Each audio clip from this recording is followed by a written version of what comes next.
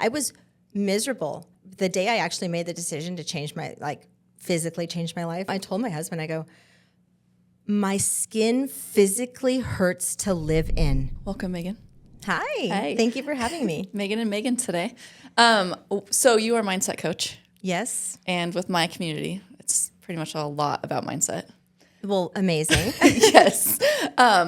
What is your background? Can you give me a little bit about your background? That way the audience can get to know you. Where should I start? Oh my goodness. Well, I'll do a general overview. That way that gives you opportunity to ask me deeper questions about other areas. But essentially, the really short version is that I suffered from depression basically my whole life. And then as I became an adult, I became more aware of that it's possible that maybe, I have trauma in my life. And even though I had a quote unquote normal childhood, and so I numbed myself all of my teen years and all of those kinds of things. And so it wasn't until I became far, we'll talk about this later, but I've been clean for 30 years, but essentially my adult life has been basically about healing. And so all of the different ways that I heal and how I help my clients heal. Mm-hmm. And so I'm a Christian and I fully believe everything should be done biblically. And so I help all of my clients renew their minds through the Word of God. That's good. Yeah. So you said you numbed yourself through your teenage years. Yeah. Can you describe that? So when I was younger, it was more of, I'll preface it by saying this. When I say I had a normal childhood, I'm the youngest of 5 kids. My parents are still married today. I came home from the hospital to our childhood home where my other siblings were at too. And so it was very much like your quote unquote, happy, healthy, normal home. My dad worked, my mom stayed at home. White picket fence. Yep, it was. And I had a really good childhood. And so by the time I became a teenager, there was no reason why I should not be happy. Right? So, but I wasn't happy and I was miserable. And so it was probably about 6th grade, I could kind of sense that I wasn't like my friends in the sense that, they seemed more, happy-go-lucky, carefree, fun. And I just seemed kind of unhappy. I put on a happy face. No one would ever know that there was anything wrong. But then by the time I was, 13, in 7th grade and 8th grade, that's when I really felt a deep depression. I wouldn't be able to tell you back then that that's what was wrong with me. I just very much it was clear to me that I was nothing like my friends. And so I kind of I had multiple suicide attempts throughout junior high. And then by the time I was a freshman in high school, that's when I started experimenting with drugs. Did your parents know about these? Yes, they did. Yes. Okay. So they were, back then, we didn't have the internet. Right. So, the only way that we knew how to commit suicide, right? I mean, this is kind of real and raw, but is you either overdosed on medication or you shot yourself. Yeah. And I had we knew of one girl in the neighborhood, she hung herself, but that seemed pretty extreme. But I was so depressed. And for me, that seemed like the only way to make the pain stop until I got older. And then I was like, oh, I can actually numb my pain with drugs. Now, I didn't think about that beforehand. That was more of an after effect, right? So when we started using drugs in high school, that made me feel great. Right? What kind of drugs? I started off with the gateway drug of marijuana, but very quickly moved into pretty heavy drugs. And I used cocaine, meth. I mean, we called it speed back then. This is a long time ago. And that was pretty much my drug of choice. I didn't like to be down. I was already down, right? So I wasn't trying to stay there. So all of my friends were smoking weed and I was like, that just wasn't for me. Most of my friends drank a lot of alcohol through high school. And though I would drink with them occasionally, that I just didn't like the way I felt afterwards because it's very much a depressant, yes. right? I'm already depressed, people. You don't understand this. And so I chose to stay with methamphetamines. We dropped a lot of acid. We did a lot of ecstasy. And we went to a lot of raves. And so it was basically freshman year through junior year, really, of high school, that was just this downward spiral for me. And no one would ever know because I was really good at hiding things. And so it wasn't until I probably maybe midway through my junior year for me was really like, when you hit rock bottom. And so for me, I actually graduated from high school early because I didn't want to be in high school. So you were doing drugs and I was a good enough student that I was able to graduate from high school. I was very smart. And I was very determined to not be in high school. Yeah. I knew that if I could get everything done early and I could get out, then I wouldn't have to be around people anymore. So that was my goal. So many people look so fondly at their high school years of the best years of their life. Mm-hmm. And I used to be envious of that. And I know now that, the journey that I was on and the path that I was on, even though I hadn't accepted Christ yet in my life, there was a reason why, we go through everything that we go through. Yeah.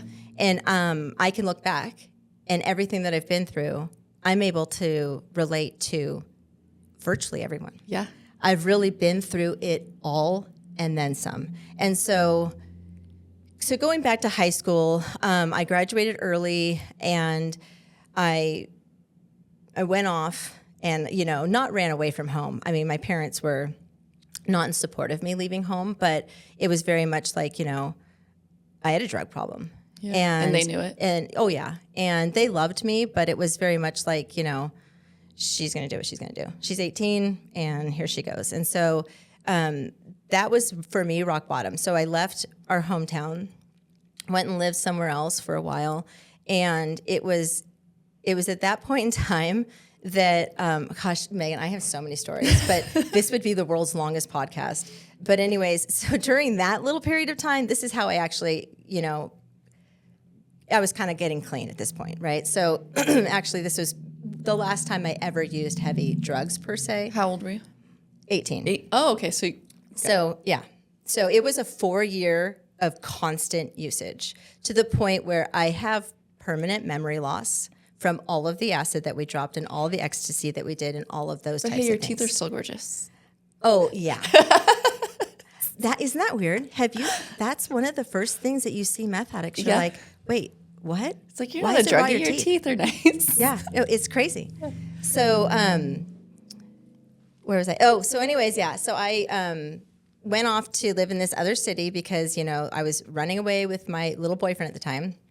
And he actually stole my car and he left. But here's how I got sober, right? So I was in such a daze. We had been up for, I don't even know how long we had been awake for. And I slept. And when I woke up, which was a week later, and I was in his mom's house, and she was like, not home. It was very weird. It was this uncomfortable situation. I came out of the bedroom and I was like, where is everybody? Oh. And the older brother lived there, and he was like, dude, you've been asleep for a week. And I was like, what? And I was starving, of course, and I was sober, right? That was my first time being not high in a week. Wow. For years. And so, and it kind of felt good. I was really hungry. I ate a lot. And then that I just sort of never used after that point. But I did smoke marijuana over the next couple years, or over the next a year maybe, until I found out I was pregnant. And then I never touched anything again. So pregnant with an ex-husband? Yes, my first husband. Okay, first husband. And you have 2 kids with him? Yes. And then now you have 3 kids with your current husband? Yes, I've been married 3 times though. Okay. So I got remarried after, so I ended up coming back home, right? Telling my parents, hey, I'm clean, my life has changed, and I'm willing to do whatever it takes to earn your trust back. And so they said, well, we want you to go through a rehab program. And I'm like, whatever. Little did I know that they paid $30,000 for me to prove to them that I was sober. Whatever. So I went through this whole entire rehab program, and it was actually really good. It was really educational, but I had already quit. And I'm one of those people, when I'm done doing something, I'm done. Right. Some people don't have that ability, and for whatever reason, God blessed me with the ability to cut things off. So I was done, I went through that whole program, and then my parents were like, okay, you know, I earned their trust back and everything. And then I started dating this guy who became my first husband, but we weren't dating for very long. I was actually introduced to him by a friend named Megan. Oh, And Megan clan. Megan and Megan. And so we dated for like maybe 6 months, and then I found out that I was pregnant, and he was like, oh, well, what are you going to do about that? And I was like, I'm going to have this baby. You know what I mean? Like, what do you mean? What am I going to do with it? So, but during that time, my parents put me through, I wanted to go to a trade school so I could get a job. So you earned their trust back, and then they sent you to rehab, and then they helped you with school. I went through school, yes, and I became a medical assistant, and which is the funniest thing because like you have, you know, like white coat phobia. Like, you know, when you go to a doctor's office and you get like lightheaded and you feel sick? Yeah. That's like my life. I'm like, why would I ever want to work in one? Yeah. But whatever. So I ended up going through schooling and everything, and I did that, and I got certified, and I found out I was actually pregnant when I was on my externship, and I was like, oh my gosh. And so I didn't do that for very long because obviously then I got really sick with my pregnancy, and I just ended up, I don't even know, this was like a long time ago. It was probably, this is like 28 years ago. So I think I was working at a tanning salon at the time when I actually quit working at the hospital after I was done being sick with the pregnancy. And so, you know, had the baby, and then we had another baby 2 years later, and then we divorced. So we got married after the first one was born, but then divorced before our second child was even a year old. Okay. And so, like I said, that marriage was not healthy. Obviously, I was really young. And you got married probably because you were pregnant. Yes. Or had a baby. Had a baby, yeah, right? So, and everybody says, well, you need to, you know, get married. And that's how my parents were. But in my mind, I was like, I don't really like this guy. Not enough to marry him, right? You know, but it's what you do. And so I did it, and ended up, you know, divorcing him, and I did get remarried within a year after that to a really amazing guy. And then he got diagnosed with cancer, and he died 14 months later. Oh my gosh, that just gave me chills. It was literally just like this tumultuous thing. You found like thing. the love of your life, and then he was taken away from you. But, you know, everything happens for a reason, right? And so the story of that is so beautiful in that I learned a lot during that marriage, you know, during that relationship, during that marriage. And my brother had gotten saved.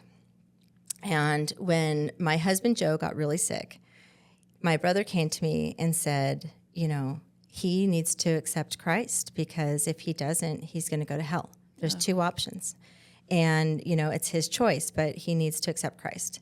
And so I was kind of like, oh, okay, you know, that sounds good. Like, what do you do? How do you do that thing? You know, accept Christ. And he goes, well, I'll have some ladies from church come over and they can pray with him. And so he fought cancer I'll tell you about that story in 1 second because it's the most beautiful story and it's how my entire life changed. But he fought cancer for basically 13 months. And that last month before he died, he had gone to the hospital. And so in January, he died in July, but in January, he actually got a stem cell transplant. He had gone through all of the chemo. He got a stem cell transplant, surgery to remove the tumor, the whole 9 yards, right? And then he went in like, I forget how long after it was, but, you know, they retest him and they do scans and everything, and he was like officially in remission, which was amazing because when he got diagnosed with cancer, they were like, no, you know, there's 250 diagnosed cases of this in the world, and he's going to die. What did he have? It was called desmoplastic small round cell tumor. And it's a male pediatric cancer that either affects males between the ages of 5 and 9 or in the ages of like 20 something to like exactly where he was at, like 26. Oh. And so it was just, they gave us the death sentence right when they diagnosed him. And so they basically said, you have a year to live. Oh, and he's like, okay, well then I'm going to fight this, you know? And so he did. He fought cancer the whole, for really for like 12 months. Because then when he So in January, he had that stem cell transplant. By April, he was back at work. And I remember we worked at the same place. And I remember him calling me from his work desk to my work desk. And he goes, I have a really bad stomach ache. And I just knew. I'm like, okay. So we went back to the doctor, and he was just completely riddled with tumors. And so he's like, well, I want to try fighting it again. Excuse me. And so I said, okay, well, it's your choice. And so he kind of tried to be a human guinea pig, and he went to the doctors and said, you can try whatever you want on me to see how it reacts, because I already know I'm going to die, right? Wow. And so they tried a couple different, concoctions of things that made him really, really sick. I mean, the first round made him really sick, but this one was really bad. And essentially, he came back in after, so April, May, June, and they said, we're done. We're not treating you anymore. You need to go home and die. I mean, it was just really cut and dry. Holy crap. And he was also being treated at Children's Hospital. So that's also weird, right? Because everybody at the Children's Hospital, they're little kids. And he's like a grown man, wow. And so he came home, and he was on TPN, and he was on fluids. And they essentially told him, once you actually are ready and you disconnect your fluids and you disconnect your TPN, right, you will pass away. So he comes home in June, right, from all of his treatments. I mean, we were at home the whole time. When I say come home, I mean, we're not going back to the hospital. But that's when my brother was like, hey, he needs to accept Christ. And so I said, okay, well, the ladies come from church, and, he prays with them. He talks with them for a long time, and then he prays with them. And I just remember standing in the room, and it was like this really weird feeling came over me, and I didn't know what it was, but I was like, wow, like that was weird, yeah. And then, but then I felt like secure, like I guess that's what you do, right? Now you get to go to heaven. And so it was only within about 2 weeks, he had said goodbye to everybody, that he was ready to finally disconnect himself from all of this stuff. And they told us that once you do that, your body will just start to naturally shut down, and, you really can just pretty much pass away within like 3 days or so. So we felt like it was going to be this really quick process, and it wasn't, right? It was, it's not like in the movies where someone just, closes their eyes and they peacefully go to sleep. But it was one of those things that, it was really kind of tragic, to be quite honest with you. It really made me second guess a lot of things in life. Like, why do we let, humans suffer when animals, we can just put them to sleep? Like I had a lot going through my mind, right? But so during this whole process of him coming off of his fluids and everything, and he, so it wasn't 3 days. The actual whole entire process took 15 to 16 days or something. I want to say that he passed away on July 19th. So it was a really long, drawn-out process, but almost every day was almost like if you could go 100% decline every single day, that's what it felt like to me. Oh, my gosh. And I was taking care of him because I remember I had all my medical assisting, so I was the one taking care of him. He was technically on hospice at that time, but I could do all of the things that needed to be done for him. And so I would just have to call and check in with the hospice nurse. And he was on morphine. So that was something that was just constantly dripping the whole time. And I didn't realize that one of the side effects of morphine was it can cause convulsions. And so he had been kind of convulsing, not as bad as it was at the end, but the whole 2-week process. And then I remember telling her, so let me try and get this all right. So it was it was really awful to watch someone decline that dramatically, over such a long period of time. Especially in your mid-ish 20s. Yeah. Yeah. It was bad. But so he was nonverbal. He went downhill really quickly, obviously, and he was completely nonverbal. And so he was just not doing well. And then I remember the day that the hospice nurse was supposed to come and check on him. So she would come and check once a week. And she had come the week before, and she was like, he's okay. He's doing fine. sometimes it takes people longer or whatever. And I was like, this is awful. Yeah. Like no one should experience this. And so the next week when she was coming, he had been really like convulsing.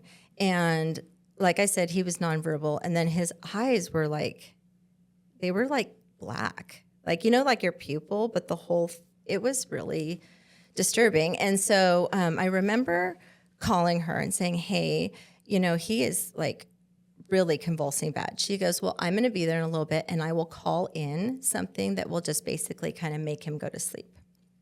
So while we're waiting for her to come, I'm sort of cleaning up the room, right? And just to make it like tidier, right? I keep one hand on him and I'm cleaning up the room. And then all of a sudden, he goes completely still and he starts talking. And he starts speaking very audibly, some type of, it wasn't mumbling, it was very clear. And it was like Latin or something. And my mom comes from around the corner and she stands in the doorway and she just looks at me and she goes, don't ever let anyone tell you there's not a God. Oh my God. And I remember just standing there going, I don't know what's happening, but this is insane, right? And then he stops and he goes right back to convulsing and all these different things. And then the hospice nurse shows up. And then I'm sitting in the room while she's on the phone, while she's on the landline and calling the medication in. And then all of a sudden I'm calling from the bedroom going, something's wrong. He sounds like he's drowning. And I'm on the bed trying to lift him up. And she goes, oh, he's taking his last breath. And so I'm holding him as he's just taking his last breath. And then he passes away. And it was pretty horrible. And so I said, yeah, when she did come, one thing I did point out to her when she came to look at him before she went to call us, I said, look at his eyes. There's something wrong with his eyes. And she goes, well, he's brain dead. And I go, no, he was just talking like 30 minutes ago. And she goes, that's not possible. And I was like, what? So fast forward, so he passes away, right? And fast forward like maybe a week. And too much had happened in the last 2 weeks that I was just like, there's something more. And so I was talking to my brother about it and everything. He's like, you really should come to church. And so I ended up actually hiring his pastor to come and do the funeral services because I didn't have a pastor. Yeah. I didn't go to church. And so he did the funeral service for us and everything. And then I started going to their church and then I accepted Christ. And when I accepted Christ, it was one of the most life-transforming experiences I've ever had. And the only way I can describe it to people is, I'm praying and I'm going through all of the sin that I had done in my life. It was a lot. And it was this really long, drawn-out prayer. To me, felt like hours on end of repenting for everything that I had committed in my life. Yeah. And it was almost as if the entire weight of the world was lifted off of my shoulders. Wow. And I felt like I was levitating, right? I felt exactly how the Bible describes. My old self was dead and my new self had come. And I was a new person, right? I was a new creation. And that began my entire journey with being a follower of Christ and Christianity. And so, and then I have something that I'd like to touch on really quick, which is like a fast forward 30 years. So I am not a believer in the speaking in tongues or any of the things that they do in the evangelical. It's weird to me. Okay, well, just so you know, all of that died with the apostles. The reason why the apostles were given the abilities, right, by Jesus was so that they could go and make more believers. And so one of the things I struggled with because I actually got saved into an evangelical church. Oh. And so as I'm now Reformed, proud and Reformed, and one of the things it made perfect sense to me that, speaking in tongues and all of these things that people do, because that was the church I got saved into. And so years later, when I became Reformed, one of the things that I really struggled with was, and I was talking to my son about this, my grown son and I have an amazing relationship, and we just get to talk about Jesus all the time, and it's fabulous. But I remember talking to him and saying, hey, there's something that I'm struggling with, and I really need your advice. And I really would love your guidance in this area. And he goes, well, what is it? And I go, remember when I told you about when Joe died, and, that time when he was completely inaudible, and then all of a sudden he's speaking in Latin or Greek or whatever he was speaking in. And I go, I really feel like he was talking to God. Like, I really feel that strongly in my soul. And I witnessed it. I was there. My mom witnessed it, And He literally gives me goosebumps. Yes. And it was the most amazing experience. But he says, well, Mom, were you a believer? I said, no, I wasn't. He goes, exactly. He goes, those are used to make believers of non-believers. He goes, now, do believers go and speak in tongues and people are, prophesying and doing all this stuff? He's like, no, that's dead. We know that's dead. It died with the apostles. When the apostles died out, so did that. He goes, but you were made a believer because of the experience that you had and that you witnessed. Yeah. You came to Christ. My mom came to Christ. My dad came to Christ. My kids came to Christ. Like the trickle-down effect of what happened from that one experience. And he goes, that's why it happened. And I'm like, and I really needed to hear that, because for me, it was like, it's hard when you wrestle with something that you don't believe in, but yet you experienced, right? And I'm like, I need to know the biblical, side of it. I need to understand that what I experienced, because I know it was real. And I'm like, but I need to understand the biblical side of it. And so I just love that relationship with my son, because he's like a wealth of knowledge when it comes to theology. And so I can always bounce stuff off of him and just get amazing answers and stuff. But that was the transforming experience for me. And that reason why I said that relationship taught me so much was because I was able to watch someone behave so selflessly the entire time. They were sick and dying, when a lot of people are like, it's about me. I'm the sick one. And never once was it ever about him. And I learned a lot, I wasn't saved yet, but I really learned a lot about how people behave or should behave and what it's really about. And then I was able to come to Christ, and now I have this amazing, walk with the Lord. And your depression has So healed. let's talk about my depression, because I actually was medicated from the time I was 22 until about, I'm 48 now, so probably about 6 years ago. Your skin is amazing for being 48, by the way. Thank you. But yeah, no, I was medicated for a long time because I truly believed the lie. And this goes into my entire story about how I healed my body and how I believe only in natural and healing and non-toxic, because that's a huge portion of my life. But I was medicated for 20-something years because I believed and bought into the lie that I had a chemical imbalance, because that's what they told everybody, right? You need pills because you have a chemical imbalance. Yeah. Never did I even remotely think back to the fact that no one tested me, and what are you chemically balancing me against, right? This is all stuff that comes with years of research and knowledge and growth and age and whatever. So when I decided that I wanted to start living a non-toxic life, it actually started for me probably in about 2016, where I was like, I really just want to get chemicals out of our house. And I knew, and I kind of gave us my husband and I were like, okay, how can we make this process as painless as possible Right. financially, right? Because honestly, going non-toxic is not cheap. No. And so I started down the path of, how do we go non-toxic? Oh, we should start with our cookware, right? And so we got, all this new cookware. And that wasn't cheap. And then I'm like, oh, we should get rid of all the plastic, right? So we got all new glass containers.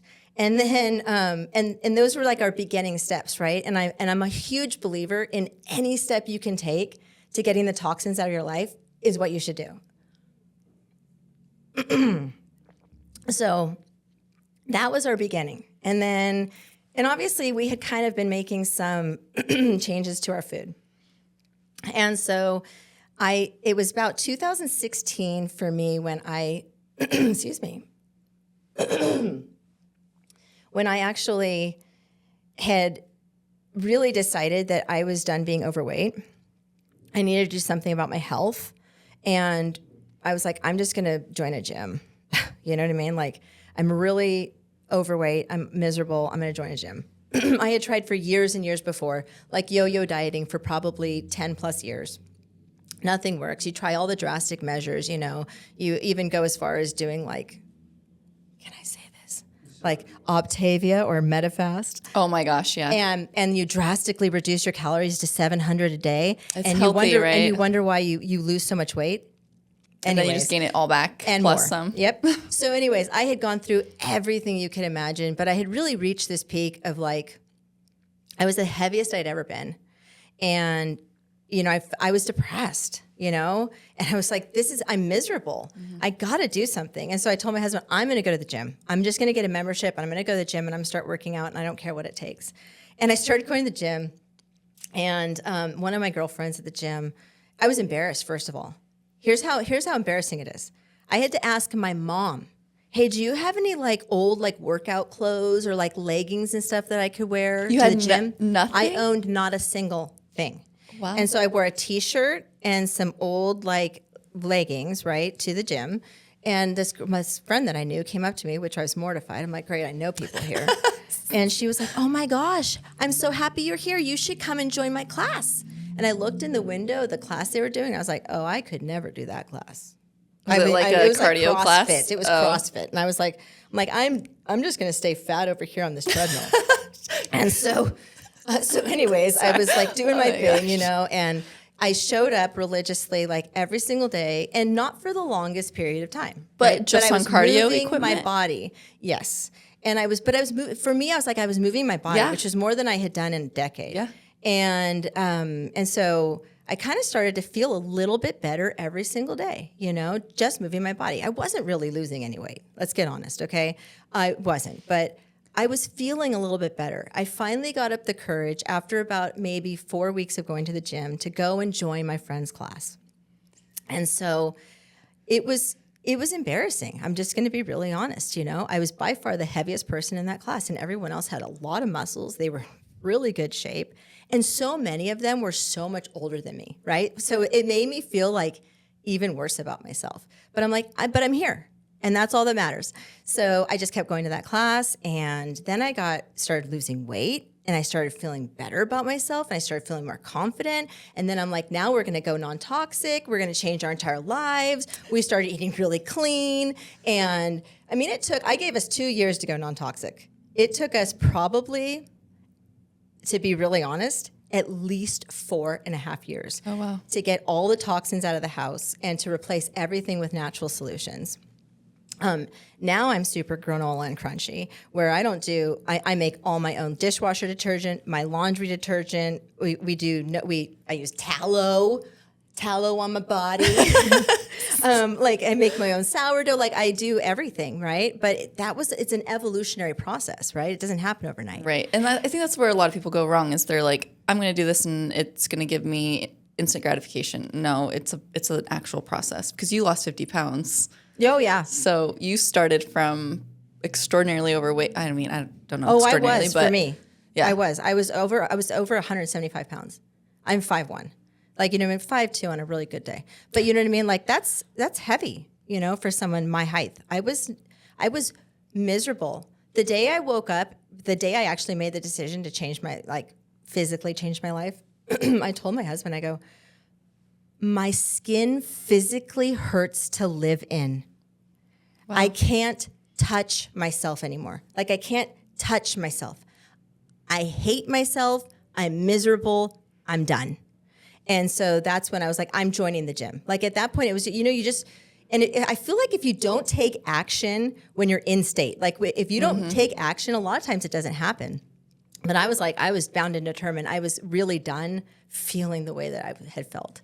And so in this process of going natural and learning all the things that I learned and literally transforming into a completely new person, that's when I got off my medication. And so I was able to heal myself through food, let food be thy medicine, and also by getting just the toxin load in our lives. I mean, you can just walk outside and you're just inundated, right? So you're never going to completely get rid of it. But if you can lessen your load between what you eat and your makeup and, you know, whatever, all the different things, if you can lessen your load, then that's amazing. But yeah, so it was during that process of going through the, you know, I need to go toxin-free.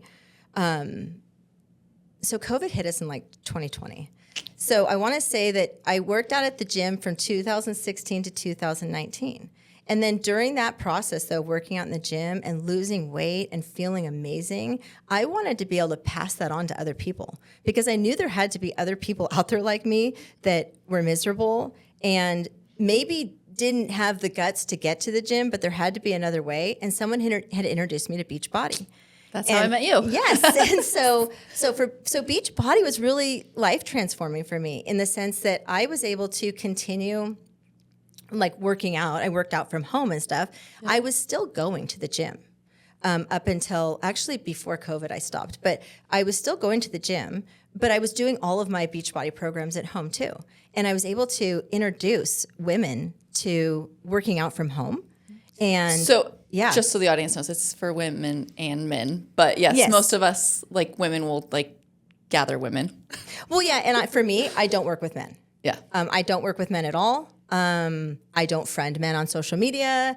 I am a firm believer that I don't wear my workout gear online, and when I do post things, I will put tags and whatever in strategic places where you don't see my body parts because I don't believe that anyone needs to see that except for my husband.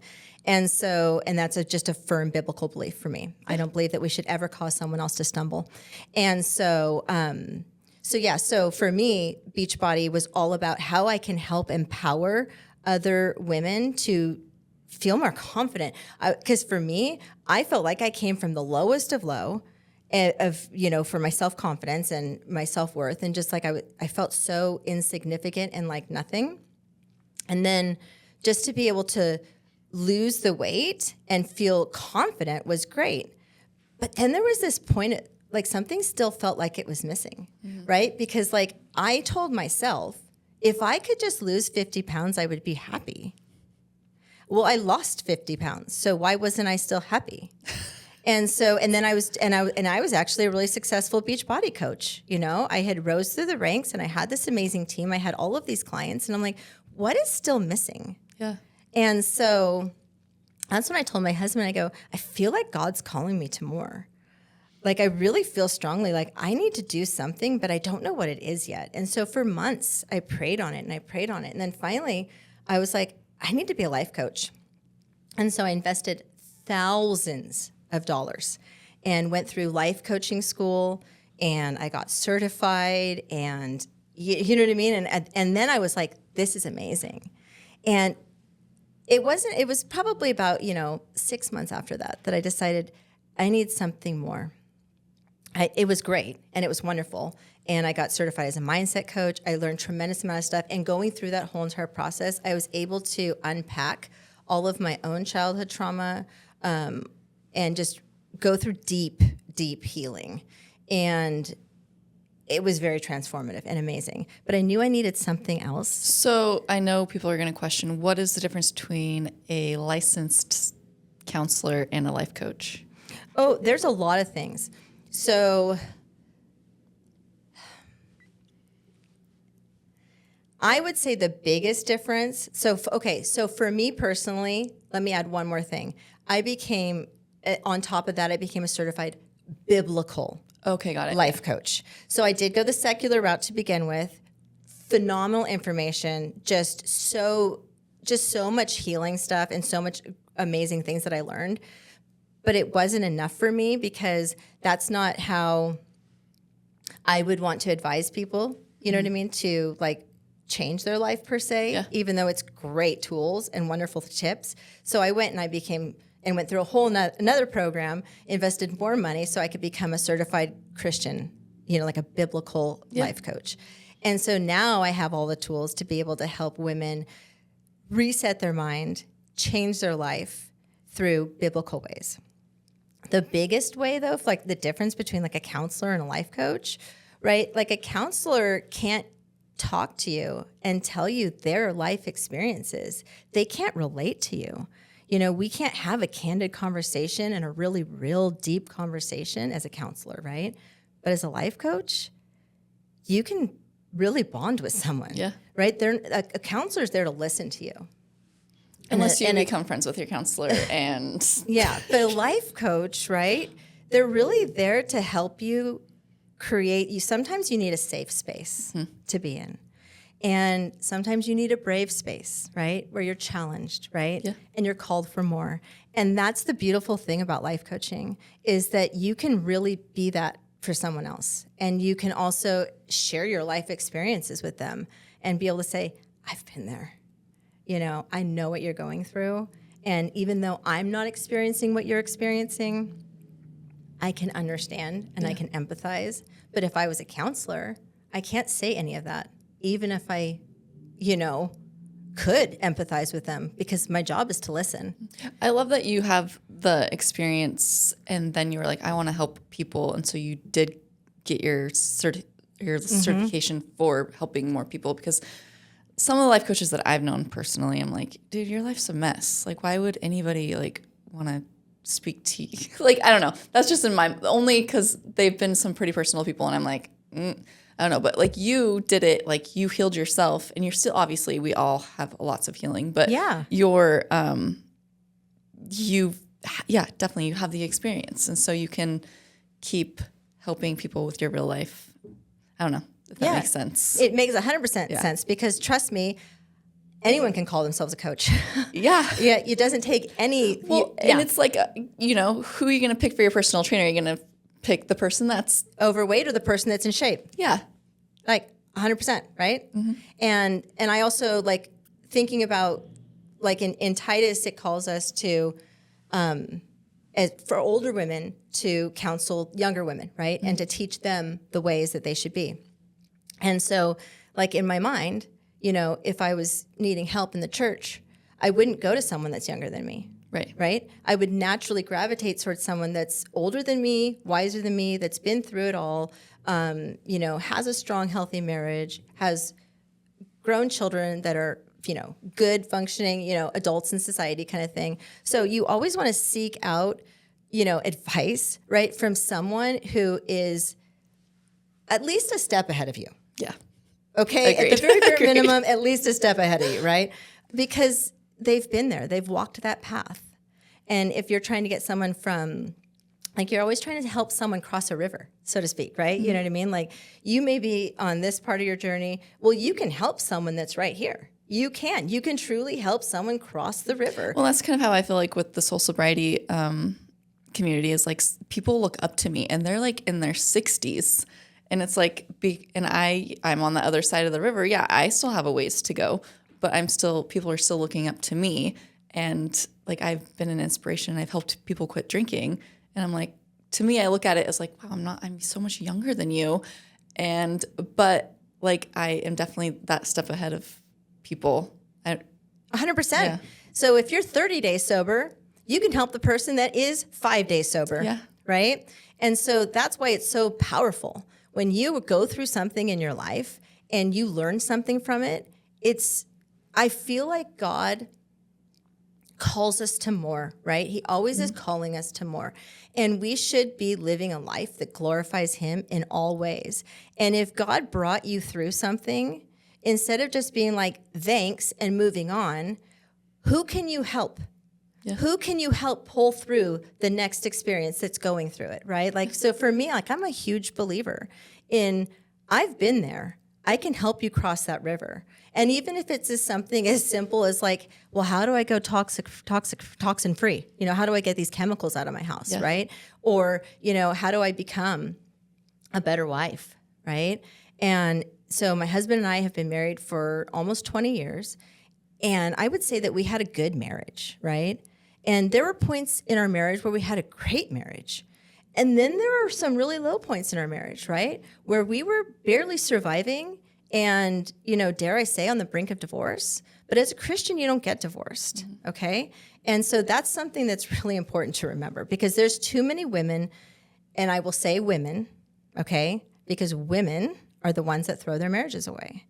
And yes. And so as women, it's really important to know your place and to know why you were created and what your purpose is. So Jonathan and I have had a podcast, same thing. It's like we know each other's roles.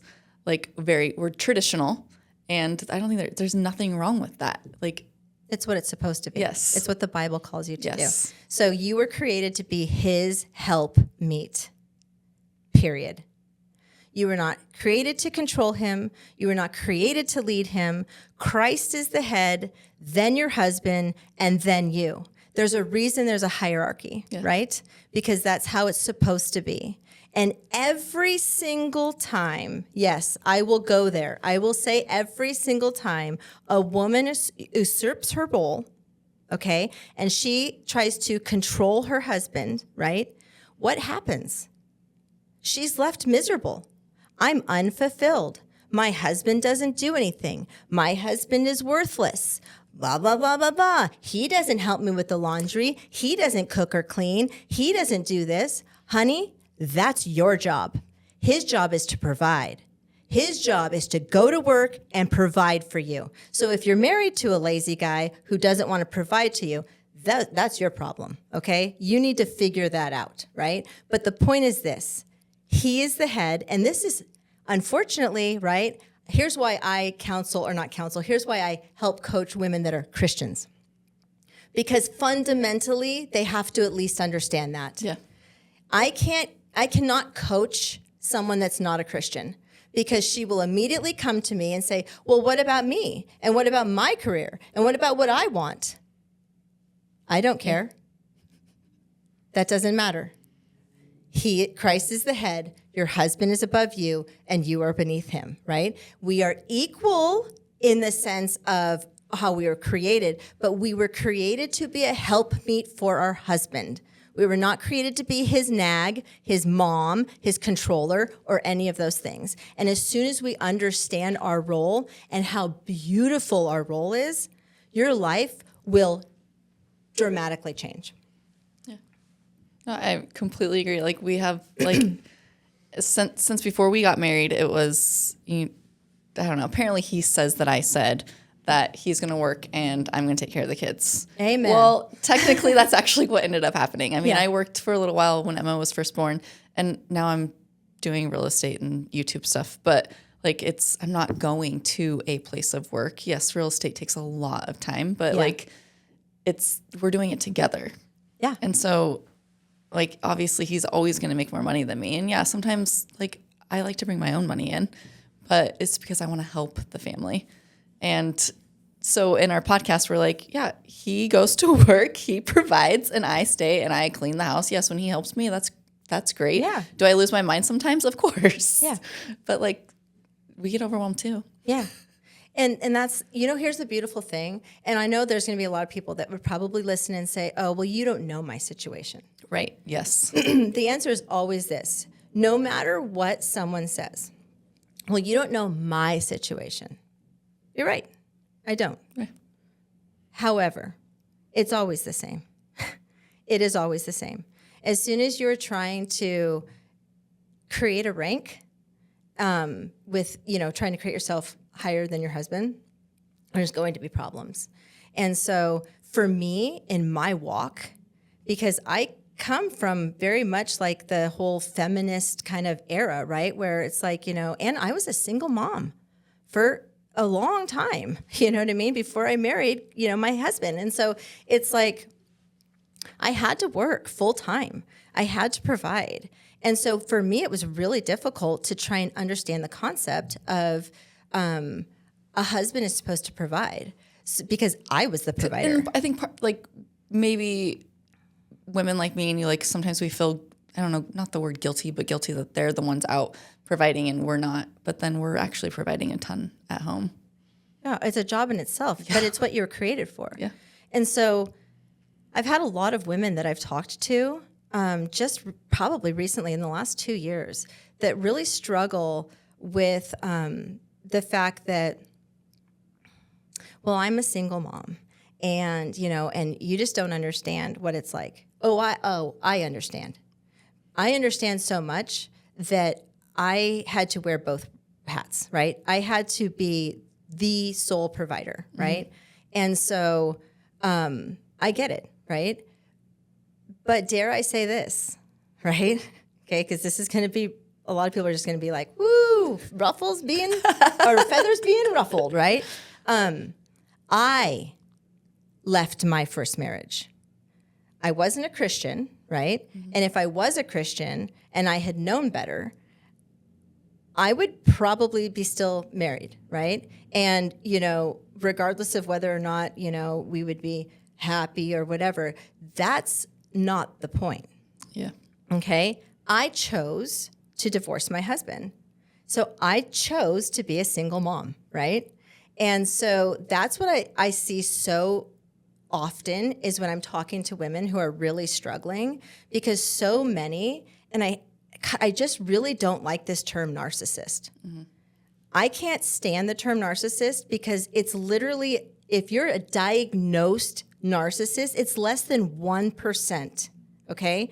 The term is used so loosely now, right? And it's like women need to understand their place, okay? And that's really what it comes down to, all right?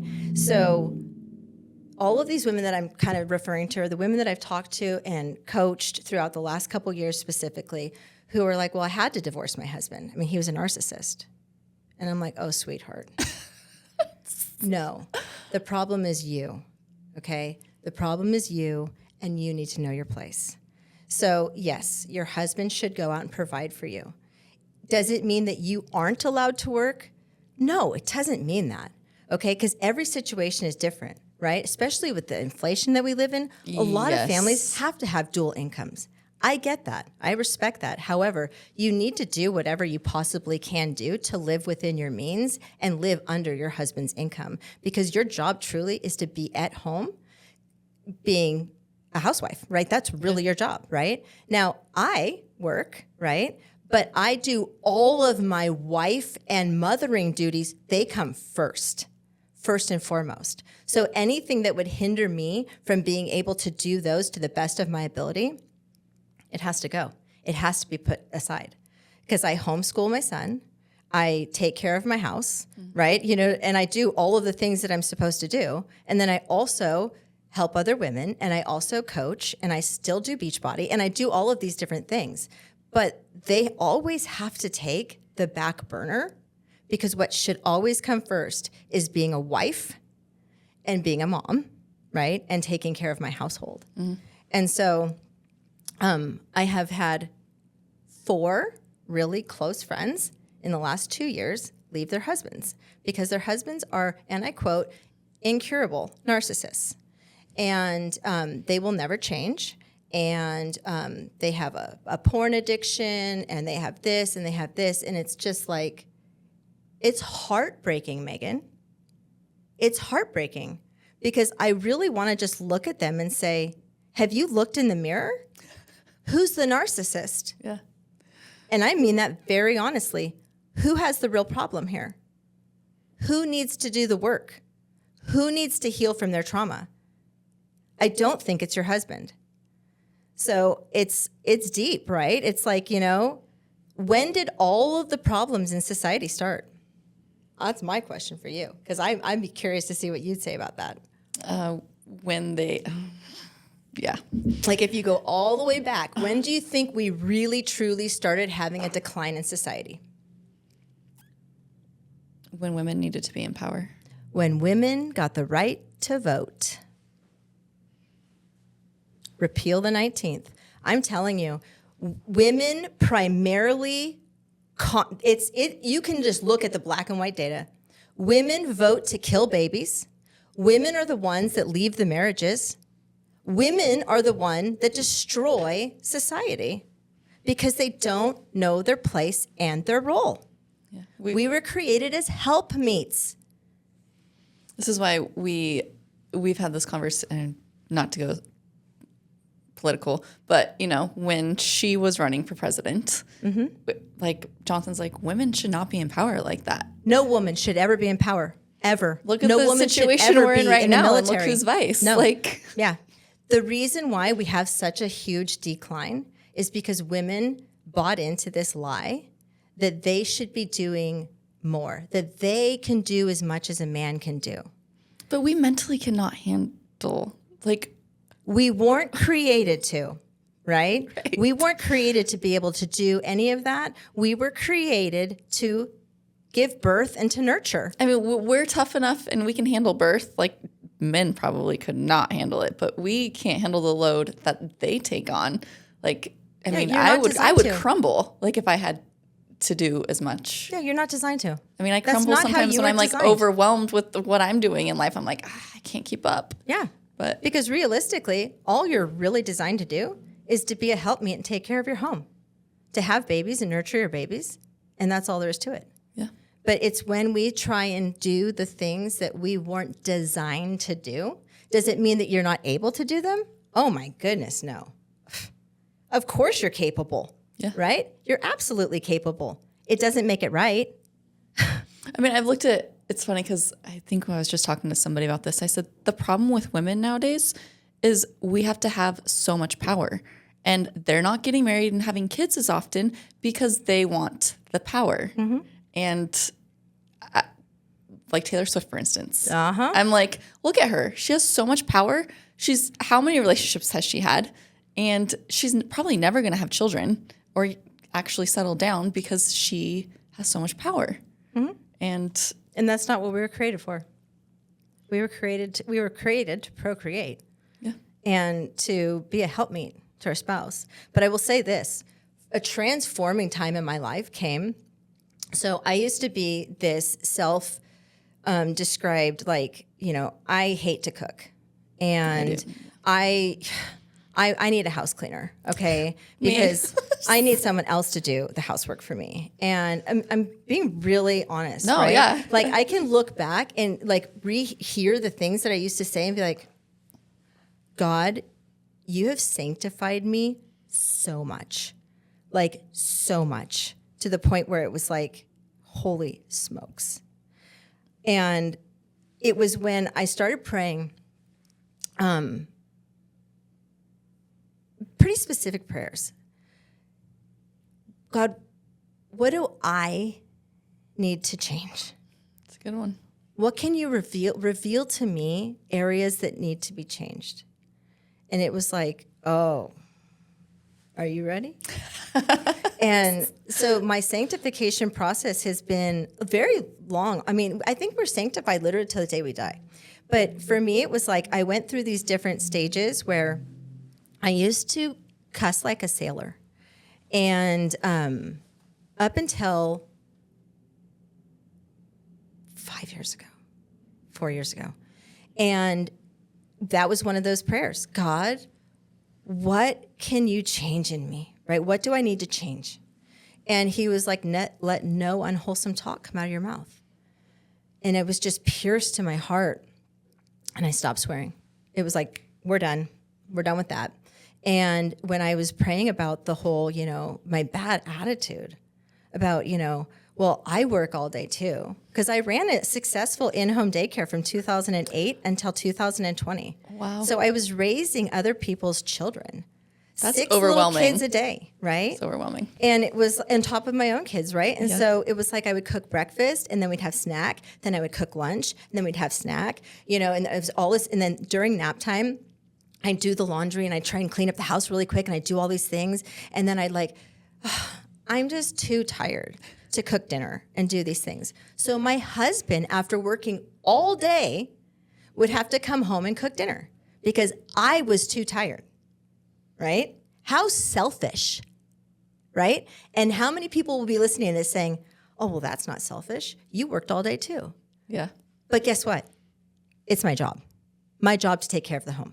Okay? Might not be the best dinner, but at least there's going to be something. Right? And so I finally after about, I don't even know how long the period of time was. It was a few years, Megan, longer than I'd like to admit. But it was in one of those prayer moments, God, convict me. Like, what do I need to repent on, and what can I change? And he was like, you're supposed to be taking care of the house. You're supposed to be doing all these things. And I was like, I know. I'm wrong. And I repented. And I was like, please forgive me, because I have been selfish. I have made it about me, and it's not about me. My job as a helpmeet is to serve. We were created to serve. So if you are a woman and you don't like serving, then you need to change your mindset. You need to renew your mindset, and you need to submit, because you were created to serve. So a couple years ago, one of my friends and I had a falling out, and like when we first met, like Jonathan was kind of like leery of her, but she was the one that had to be the head of the household, control everything, make the money, do everything. So then there started being a shift in me. Mm-hmm. And then fast forward, our friendship is no longer, there's no contact whatsoever. But Jonathan's like, oh, you're back to yourself. I'm like, oh. Yeah, show me your friends and I'll show you who you'll become, right? Yeah. I remember when my mom would tell me that when I was a teenager, I used to roll my eyes and be like, whatever. And Right. how right is it?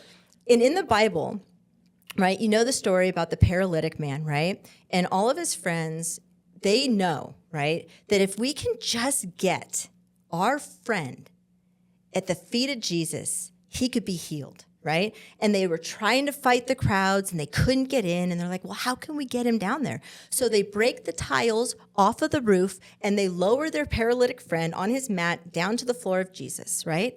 And what does Jesus say? Because of their faith, you're healed. Wow.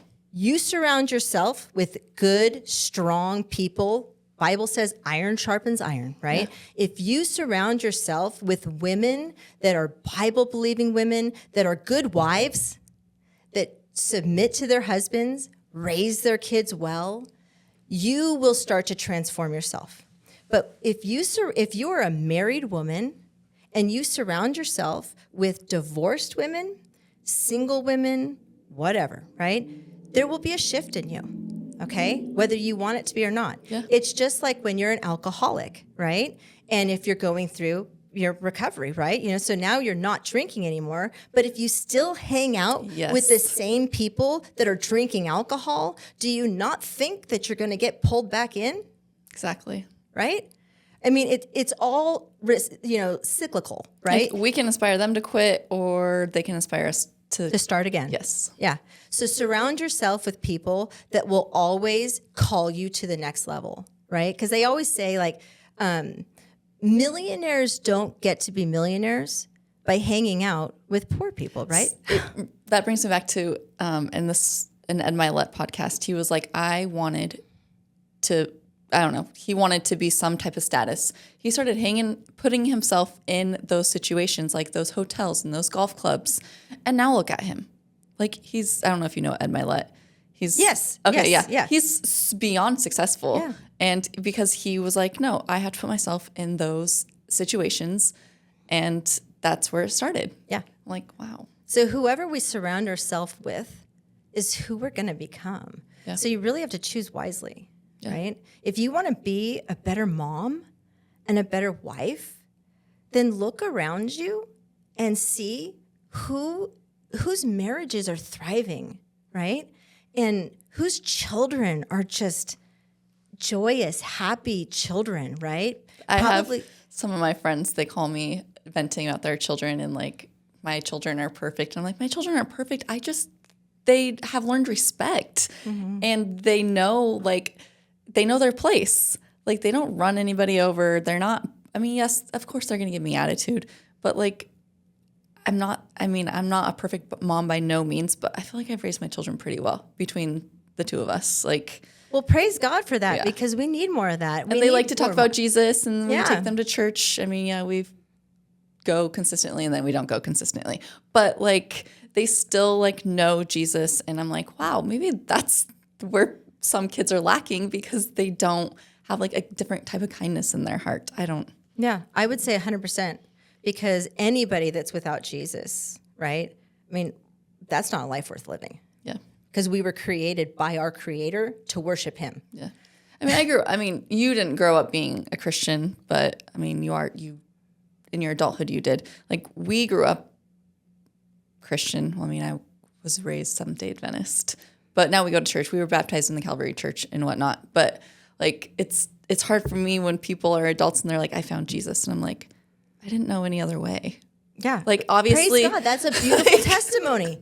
Like, but I mean, like, I'm not perfect by no means. And obviously, like, have my own issues. But so it's just like, I'm like, you didn't know about Jesus at all? I'm like, oh, that's weird. Like, to me, it's weird. Like, you know, a lot of my fundamental things that have been instilled in me are because I went to a Christian school and my grandparents took me to church. Yeah. Like, and that's what we really need, right? We really just need to have, and it can change with your, like, anybody can make the change, right? So if you come from a family that is of like trauma, dysfunction, you know, addicts, whatever it is, you can be the change. Yeah. At any point in your life, you can be the person that changes your generational history, and that's right? Your legacy. That's exactly what Jonathan and I are trying to do, is change the generational ways that we grew up. 100%. Yeah. And that's what we should be doing, right? We should always try to make an impact and leave a legacy that, you know, what's that saying when people are like, people either love it when you walk through the door or they can't wait for you to walk out the door, that kind of thing, right? Yes. So we should be the kind of people, right, where that when you arrive or something, people are like, oh, you know, so-and-so's here. And they're so excited to hang out with you because you exude joy and kindness and loving, all these different things. And you should be raising your kids that way so that your kids, you know, can impact other people. But at any point in time, you can be the person that changes that generational, you know, trauma, the generational, you know, issues that we have. Like, I love it because people, like, they're, even the teachers, if you need help with your kids, like, since preschool, they're like, well, a lot of the teachers have picked up my kids for me when we had to go out of town or whatnot. Like, they're like, we would watch your kids, but, you know, wouldn't offer that to anybody else. And like, even my friends, they're like, I'd watch your kids. I don't offer to watch anybody's kids because they're not my children. Yes. And I can't handle certain behaviors. Oh, trust me, basically raising other people's kids for so many years, for over 14 years, you can really tell the children that are paid attention to, because there's so much like actual neglect that's happening and I'm not talking about like actual like, you know, like abuse and neglect and like Ruby starvation Frank and stuff that's no, going on. I'm literally talking about your phone, right? You can tell the difference between the kids who are actually interacted with and paid attention and their parents talk with them and play with them and do stuff with them versus the parents are like, yeah, hold on a minute. Yep, well, I mean, I'm definitely guilty of that, especially when I'm like full blown real estate transactions. But we give we give them time. There's grace, yeah. But I'm talking about like I actually watch people that I'm just like, you don't even know what's happening right now. Like, it's just so sad that this device is just, you know. Yes, I agree. It becomes center stage, right? And it's more important than your kids. It's more important than your husband. Yeah. What is one big transformation story that you've helped somebody through that you like recall? Like anything recent, like helped a woman lose so much weight or change their life completely? Yes. Okay. So thank you for asking me that. I started this Total Body Transformation Challenge, which is a 12-week challenge. And it actually includes, we do follow a Beachbody program, right? Because they're proven programs. I'm not a personal trainer, right? But that's funny. So sorry, I don't want to interrupt you. Being a Beachbody coach, like I started after Colton. I was born in 2018. But then I was like, I can do this on my own. Like, I can go off and train people on my own. So that's when I got my personal training license or certificate, whatever. Yeah. And I still, I took a lot of things from Beachbody. And I still, they're just ingrained in me. But now I can do it on my own. Yeah. Well, and see, I'm glad you actually say that because my husband actually asked me a while ago, he goes, well, have you ever considered just becoming a personal trainer yourself? And I go, oh, I have no desire to do that. Like, that doesn't light my soul on fire. Right. And so I would rather follow someone else's program that they've designed and they've created, and it's proven and it's just, and they've done all of the work, right? They're the trainer, right? So I can just follow their program. Because what lights my soul on fire is being able to pour into the women in my group in a different way. And so I call it the Total Body Transformation Challenge because it's a spiritual, mental, physical challenge in the sense that you're going to be, and I also work with women over 40. Okay. So I work with women that are perimenopausal, menopausal. I have clients that are in their 60s and in their 70s. And I want you to have a complete transformation. And I'm a firm believer that the transformation happens in your mind. Yes. And so, because I do have some clients that have actually had a gastric bypass, right? And two in particular, one that was wildly unsuccessful in the sense that had the gastric bypass, lost a bunch of weight, gained it all back. Yeah. One that had a gastric bypass, lost a bunch of weight, kept it off, is very fit and trim and all these things. Well, that client did the mindset work to change, right? Because if you're a fat person, right? And I'm talking your mentality, right? So if you're obese, right? And then you lose a bunch of weight, but you haven't changed your mindset, you're a fat person in a skinny body. You have to change what's going on up here in order to be able to have a lifelong transformation, right? And have longevity. Right, you can't keep acting the way you were before, right? Yes. So, anyways, but the Total Body Transformation Challenge, I've taken 10 clients through it now, and I try and cap the groups off at 10, but I usually have about 5 ladies in there.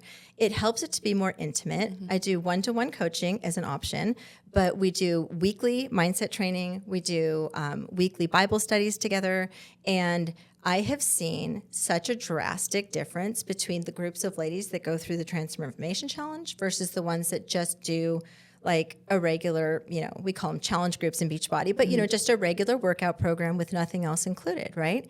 And so when you have an intimate group of people, I see people's minds transform, and even if they don't add on one-to-one coaching, they still have a transformation because they're getting weekly mindset training with me. They're getting weekly Bible studies with me. And I do a lot of just lives and trainings anyways. Yeah. So they're getting a lot of different, avenues of training. And it's the people that apply it. And I had this one client who was able to lose 50 pounds. Wow. But she's actually messaged me this morning. She goes, "You want to know what really changed this time?" Because she's lost the weight, she gained some back, she lost the weight. She goes, "I really just applied the whole mindset thing about making this non-negotiable and how important this is to me. And now it's really sticking." And I'm like, amen, because that's what it's about. It's about what happens up here. So I've had a lot of clients lose a lot of weight and keep it off. And I always think that's an amazing transformation.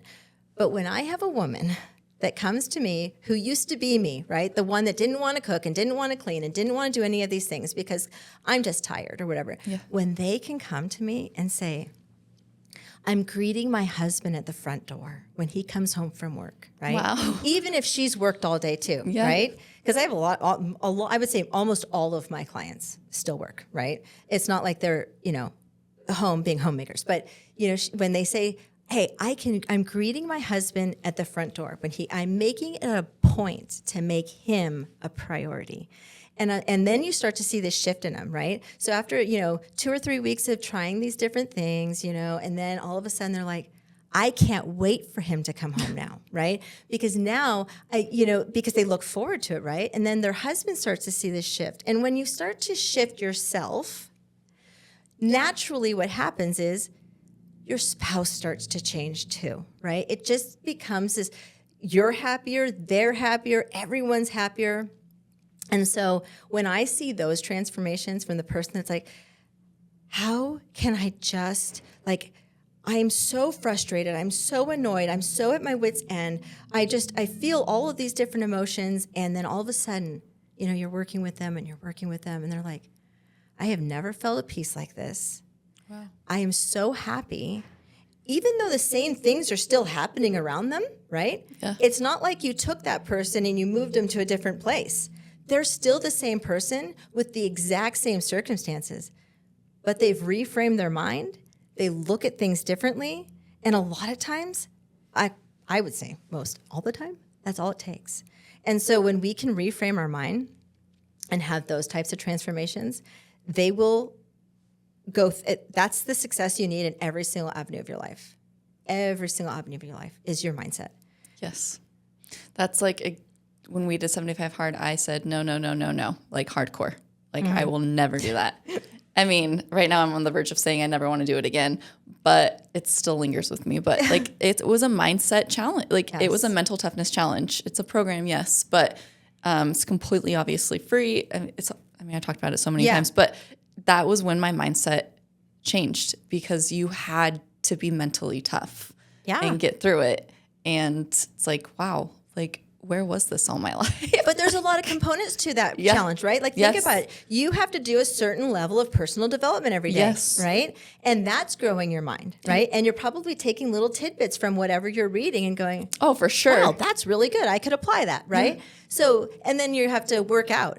Working out, happy endorphins, right? You feel better. I mean, and there's it's funny all these because things. being a personal trainer and I I would work out once a day. Yeah, I'd take rest days and whatnot. Yeah. But then it's like, oh my gosh, now I have to work out twice and it has to be 45 minutes and one has to be outside. Like, no. But and in Idaho in the wintertime, that's a whole nother story. I like my husband's doing it right now and I'm like, I can't. Like I do it again like early summer, but I will not do it during winter time. It's too cold. But given, that's supposed to be a mental toughness part of it. But no, I hate being cold and it's windy. It's gross here. Yeah. I mean, It's beautiful. it's beautiful. But it's cold. Yes, I hate the wind. Yes. But yeah, it literally, to change your mindset, you have to do the freaking work. And I think a lot of people are just like, well, how did you do it? How did you do it? I just did it. Yeah. Like, I can't Literally, explain that's to you. That's literally the best action. That's the best answer I've ever heard. Yeah. I just did it. Yeah. And that's Did I have a choice? Well, yeah, you always have a choice. Yeah. But if you don't just do it, if you don't change anything, nothing's going to change. One of my subscribers actually took a Post-it of what I said, like, just do it, and put it in his car. It was something that I said about just, like, doing it. Yeah. And he's one of the ones that I inspired to quit drinking, and he was rock bottom alcoholic, and I changed his life because of just a tweak in a mindset. Yeah. Like, And that's really, really what it comes down to. yeah. And then it helps, I'm like, wow, I helped this person. Now I'm helping this person. Then that just keeps going. Like you, it's like, you're helping these women like be better versions of themselves. So it helps you keep, being the better version of yourself too. Absolutely. Right. And I always tell people, you change your mindset, you'll change your life. Yes. Because there's always going to be that one person, right, who is the victim, right? Yep. I mean, in their mind, right? Because we all know that if they just change their mindset, right? But the point is, like, I have those clients, right? And we have those people in our life. we all do, okay? Yeah. But you want so badly for them to have this transformation. Yes. And there's only one person that can make it for them. Yes. And it's them. I struggle with that so hard. Like, I will vent about certain situations and things in life. And Jonathan's like, Megan, you preach it all the time. People have to do it for themselves. I'm like, I know, but it's so frustrating. Like, because like, you want to shake them and say, dude, literally, just stop thinking the way you're thinking and your life will change. Yeah, quit being the victim. Like, oh my gosh, like you don't need, like you need to figure it out on your own.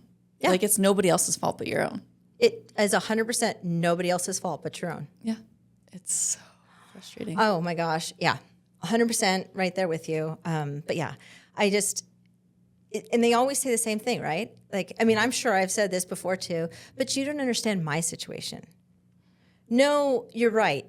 I don't, because I'm not X, Y, and Z, but I do. Yeah. Because it all comes down to your mind. And until you change your mind, nothing's going to change. Yep. Right? So do you love where you're at right now in life? If you don't, in 6 months from now, 1 year from now, 5 years from now, you are going to be in the exact same place, if not worse off, unless you change your mindset.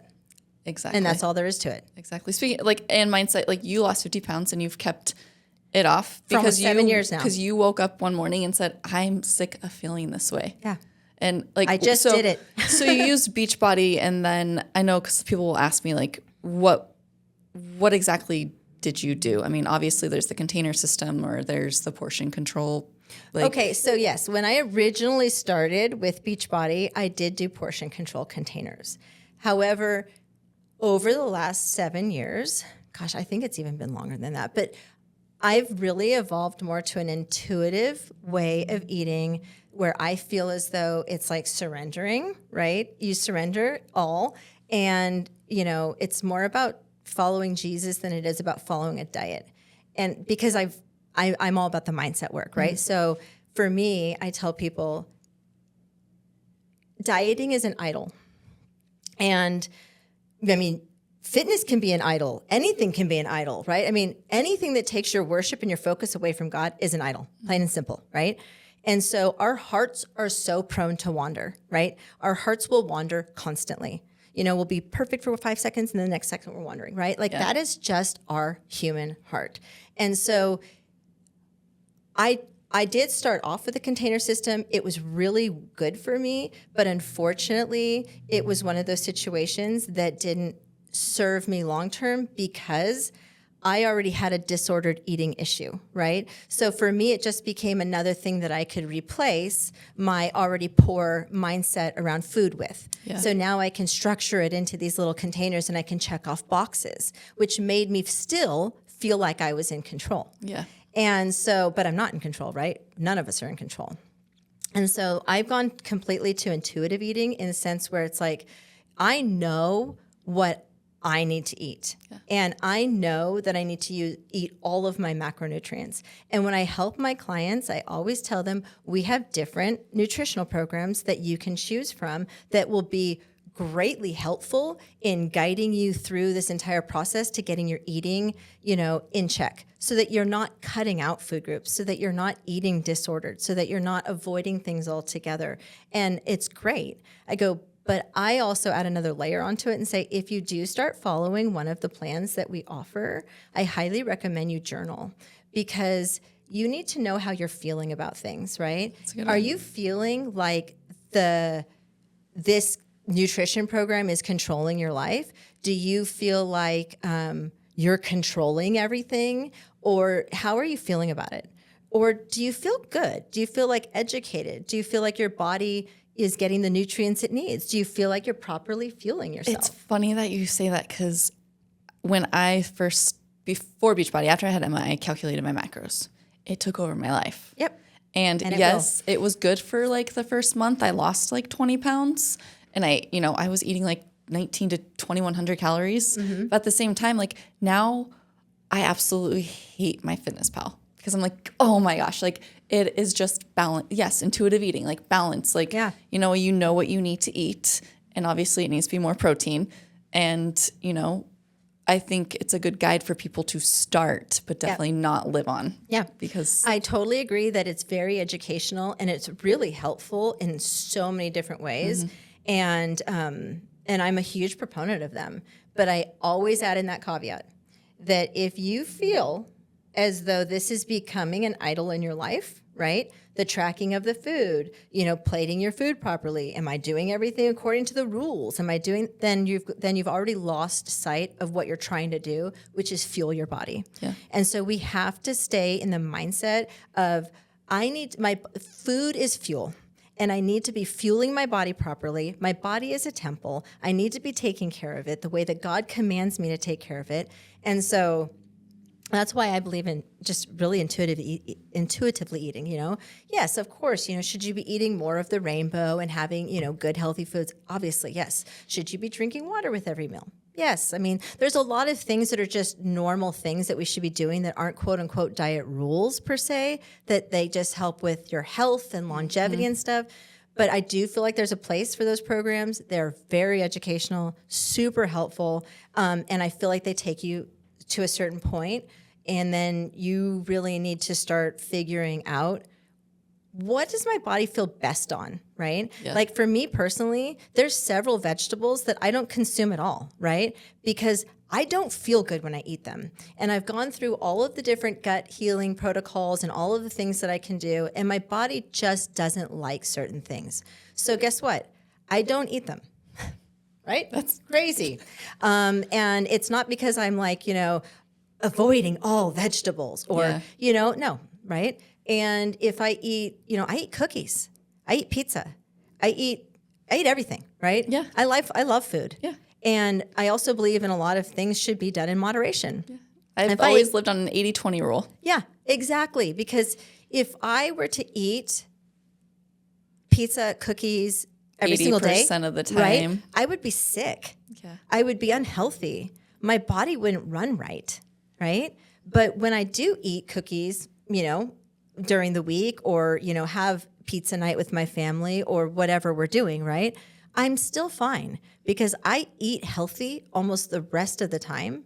And when I say healthy, I mean, I'm fueling my body properly. Mm-hmm. I'm making sure that I'm getting all the macronutrients that I need and taking care of my body. And so a cookie is not going to hurt me. And then I don't have to go run, or do a workout to punish myself for eating. But you can't outrun a bad diet. No, you can't fork. You can't outwork out your fork. Yeah. Yeah. You have to eat well for your body. And that's a mindset shift, right? Yeah. Because so many people get into this this mentality that it's all or nothing.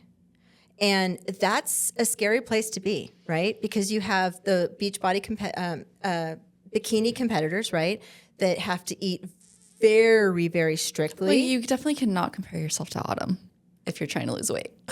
Oh, yeah. Well, she's just naturally thin. Yeah. But you know what I mean? Like you have a Beachbody competitor or bikini competitor, whatever they're called. They're trying to achieve a very specific goal, yes, right? A low body fat percentage, certain muscle tone, and all these different things because they're competing, right? Yeah.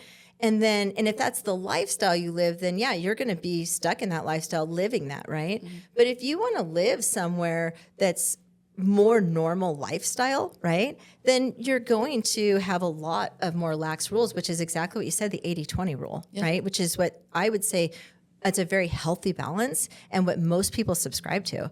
If I eat 80% of the time good, and then 20% of the time I have pizza or I have a cookie or burger and fries or whatever, yeah, it's not going to hurt you. No. But when you tell yourself, when your mind tells yourself that you can't eat those things because they're bad, that's where the problem lies, yeah, is cutting things off completely because they're quote unquote bad for you. When it comes to people quitting alcohol, like some people are like, well, I can, just in moderation.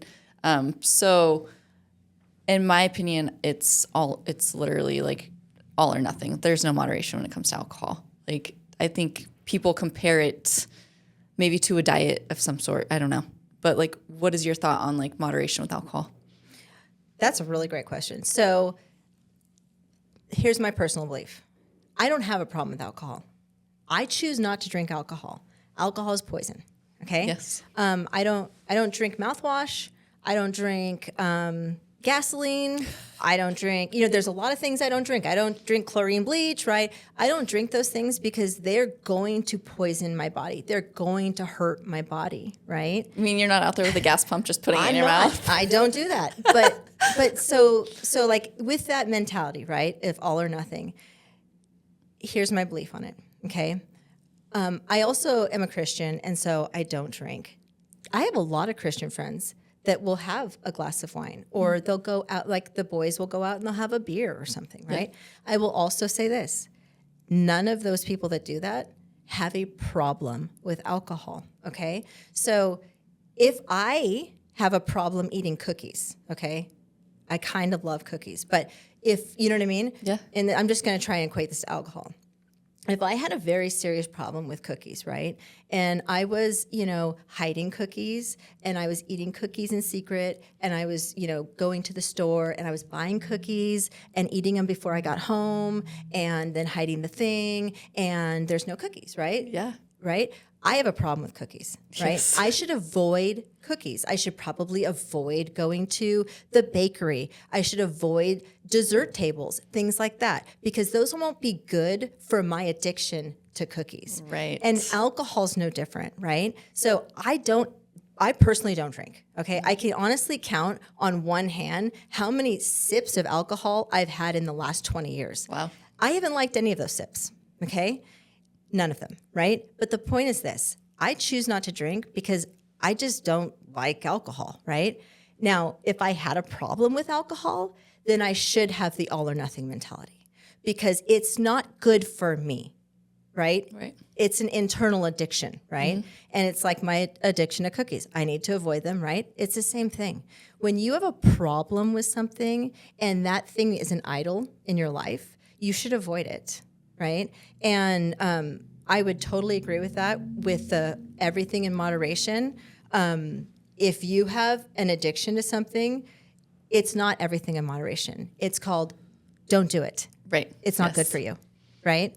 That can even be said the same thing with like fitness, right? Because there are some people that don't want to move their body at all, right? And they have an addiction to laziness. Yes. Right? They have their own issues, right? And then you have people that are like, I'm going to work out for 5 hours a day. And you're like, wow, that's incredibly unhealthy. What's wrong with you? Like, that's really unhealthy. You shouldn't be doing that. You should probably be filling your time with other things. You don't need to move your body that much. So it's that all or nothing mentality, right? So everything can become an idol. Everything can be abused, right? Yeah. But if you have an actual problem with something, right, then you probably shouldn't consume it at all, right? I'm not saying you shouldn't move your body if you have an addiction to fitness, but you need help. Yeah. You actually need a mindset shift. You need mindset help because an addiction to working out. If that 5 hours of working out isn't that body dysmorphia? 100%. That's why they're doing it, Yeah. right? Because they don't see themselves the way that everyone else sees them, right? And that's clearly some form of eating disorder, whatever. But yeah, I think that's a really good question about the all or nothing or moderation. When it comes to addictive substances, right? Personally, sugar should be avoided. It's an incredibly addictive substance. I chose about 8 months ago, it might even be longer now, to quit drinking coffee. I drank coffee all the time, Megan. I drink coffee in the morning. That's me. I drink coffee in the mid-morning. I drink coffee at lunch. I drink iced coffee in the afternoon. And everybody's like, oh my gosh, how do you sleep at night? I'm like, oh, I sleep just fine. But the damage it was doing to my body was very real. So as we're recording this, so this will come out after I'm starting. So I'm thinking about starting a no caffeine challenge, and I'm terrified. Okay, so I was the same way because I was like, I've actually tried to quit coffee multiple times throughout my life. And I always had the dreaded caffeine headaches and I felt horrible and the crashes, all of the different things that go with it. But I will say this. I decided I was going to start drinking mushroom coffee. Oh, yes. And, I'm like, I'm going to jump on this bandwagon of mushroom coffee. And so instead of just quitting drinking coffee, I decided I want to try mushroom coffee because it has so many good things in it for me as well, for my mind and my digestion, all of the different things. If I could drink this instead, that would be great. And so here's how my experience went. The very first week, the first day, I drank my mushroom coffee in the morning. And then by mid-afternoon, I had a cup of coffee. And then the second day, I had my mushroom coffee in the morning. And then I decided instead of that second cup of coffee, I'm going to have a second cup of mushroom coffee just to see how I do. By the end of the first week, I had only had 2 cups of coffee. Wow. And it's been 8 months. I'm not kidding you. And is your sleep better? Or is it the same? Everything's better. Everything's better. My skin is better. I sleep better. My digestion's better. I mean, coffee in itself is moldy. And even organic, pure coffee, I don't care what people say, it is a mold producer. It's bad for your body. It's highly acidic. It's not good for you. And I'm a huge believer in there's a reason why everything is out there. And there's a reason why they wanted to get the entire population addicted to caffeine, right? Because if they could get everyone addicted to caffeine, not only will they make millions off the sale of caffeine, right? But now you have a bunch of people that can't function without their drug, and they are cranky, irritable, they're addicts. Yeah. And so I decided, one of the reasons I decided to quit was, yes, it's probably not great for my body, but also because I am a huge proponent of sticking it to the man. And so I decided that was just one more way for me to break free from the system, so to speak. Got it, yeah. Because I don't want to be one of their Starbucks, clones. Yeah. And I'm like, I'm done. Right? Even though I didn't drink Starbucks. But the point is, I'm like, no, I'm done. That's just one more thing that I was allowing them to control over me. And I'm like, no. I like that. Yeah. Do you think society uses meds and alcohol and, like you said, caffeine as, a way to control? 1,000,000%. And this is actually, I'm actually so glad you said that, because this actually brings me back to, remember when I was saying how I, had taken antidepressants for it felt like my entire lifetime, right? But I was so ready to go toxic free, to break free from the system. And one of the reasons why I decided to actually get off of my antidepressants was because I finally had awoken to what was really going on in society. And so I was able to get off of them completely naturally, by the way. And one of the side effects of getting off of your medications, believe this one, you have emotions and you feel things and you're no longer numb. It's just like quitting drinking. It's so crazy how you can actually, I can do life now with actually being able to feel things, right? And so that was a huge thing for me, getting off of all those antidepressants. And that began, this was my whole kind of journey into toxic-free living, getting healthy, all the things, right? But one thing that I experienced, Megan, which I did want to touch on, and when you just brought this up, it reminded me. So about probably 4 years ago, by 2018, I was in the best physical shape of my entire life that I had ever been in. Wow. I felt amazing. I looked amazing, mental clarity, everything was just on point. And then by the time 2020 hit, and no correlation to COVID, but I started to feel weird. I started to feel I feel like I'm sick. Yeah. And I'm like, this is kind of not okay, right? So we switched out all the water in our house. We drink alkaline water. We are super clean household, right? And I was doing all of the things right. If there was a checklist of how you should live your life, I was doing everything on the list. And in 2018, I was feeling amazing. So why now, all of a sudden, 2 years later, I haven't changed anything. I'm still doing all of these things. Why do I feel like I'm dying? And so I was telling my husband, I go, something's really wrong. My hands hurt, my feet hurt, and it was getting worse every day. And then I started having these headaches, and my body was aching, and I literally legitimately just felt like I was dying. Wow. And so I was just this is not an okay way to live. And because I was now detached from the system, the old me from 15, 20 years ago would have ran straight to the doctor and said, hey, slap another pill on this, buddy. Something's wrong. Yeah. But I was like, no, we're done. We're done. We have to heal our body naturally now. And so I started seeking out all of these different things, first trying to self-diagnose myself, what's going on, right? And I kind of came to the determining factor that I was perimenopausal. On top of that, because all of my hormones and everything in my body were changing, my autoimmune disorder that was clearly suppressed in my system was coming out, rheumatoid arthritis. Oh. Hence the reason I couldn't even pick up weights anymore. I couldn't pick up the pan in the kitchen. Oh my gosh. Everything hurt. I could barely walk. And that's why I told my husband I thought I was dying. And so all of the research I did was you first need to do this kind of detox. So I did a heavy metal detox, right? it was pretty helpful. I'm not gonna lie, it actually was really helpful. And then I started doing parasite cleanses, or detoxes. So every 6 months I do a parasite detox, and a little helpful, right? But not anything really great. So then I go see a naturopath doctor, and they're like, "Oh my gosh, yeah, let's run all your blood tests. Let's figure out what's going on with you." And oh yeah, you definitely, all these levels are off. You need hormones. And I was like, "Oh no, I don't need hormones, no." And I'm like, "You're supposed to be a naturopath, right?" So I go to the next one, right?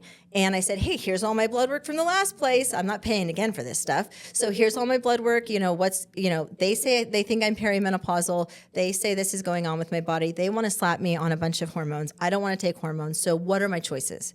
And it was kind of like this look of like, I think hormones are your only option. And I'm like, I'm good. Hit the internet, right? This is kind of like one of the reasons why I do love the day and age that we live in, because I can research stuff on my own. Yeah. So then I started really researching, like, how do people naturally combat menopause?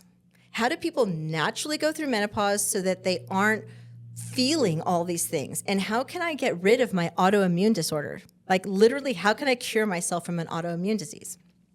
And so I found all of these different things, which led me down a bunch of different rabbit trails. But ultimately, here's where it led me. It led me to doing what's called a complete cellular detox. And so all of the education that I found on this was like, if your cells aren't functioning properly, right, they can't excrete, but they also can't, get the messages, so they don't know how, right? So then all of a sudden you aren't losing weight. Right? So that's why people start gaining weight during menopause. Their hormones are out of whack. I think there's a lot more to it than just that, right? And so I decided to try and seek out a doctor, right, that could do this cellular detox protocol without me having to buy 752 different herbs and all of the different things myself, which would be really expensive, but I also wouldn't know what doses. I'm not an herbologist, which that is something I would love to become. But so I finally found one doctor that does this protocol.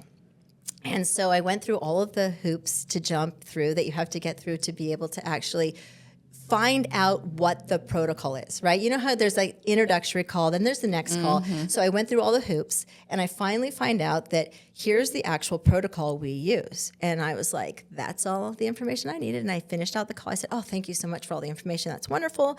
And then I started seeking out that protocol, because I figured if he is using this protocol, there got to be someone else out there that I'm not going to have to spend $5,000, right?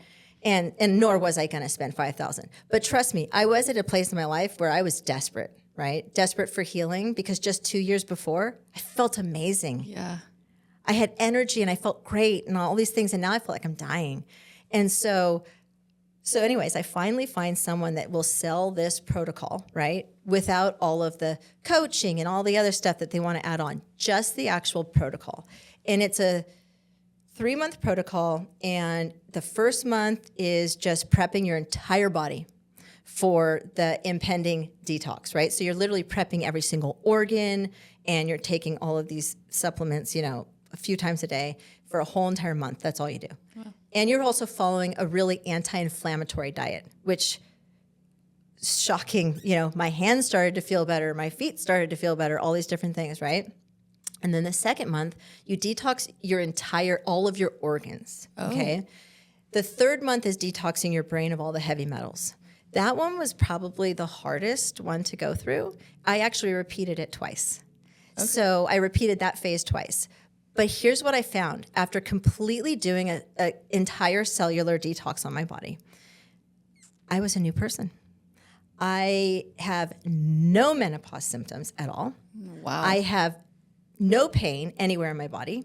And I felt exactly like I did 2 years before all of this hit me. And so it's like that. Here's the example I can give you. If you have a dirty fish tank, right, you have two options, right? You can medicate the fish, or you can clean the fish's water. And so I chose to clean the fish's water, right? Yeah. I had to get my entire system back to a functional place where all of my cells knew what they were doing. And so I'm a huge proponent of this. And I've actually told several of my clients about what I went through and how it made me feel. And I've had 2 go through it. Both have felt phenomenal after.